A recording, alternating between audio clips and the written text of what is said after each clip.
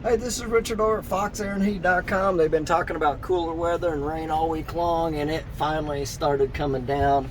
I had to get up on the roof, and I got soaked head to toe. Been waiting for some cooler weather around here, and definitely need the rain.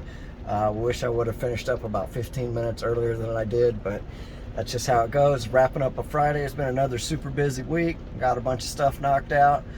Bunch of commercial stuff, residential, got a bunch of quotes done. Been all over town doing stuff. So let us know if you need anything. There's been a nationwide outage on voice IP via VoIP lines, and almost everybody we use Ring Central, we use Dialpad and their VoIP phones, and there's been a problem all week long with them. So it's not just our phone or our service provider, but it's been a lot of other people too. So if you haven't been able to get a hold of us, give us a holler. It's Richard at FoxAirandHeat.com.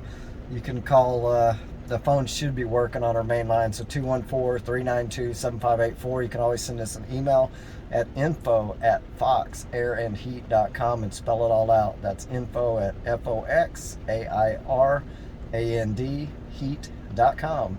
Thanks for watching. Have a great weekend. Enjoy the cool weather and the rain.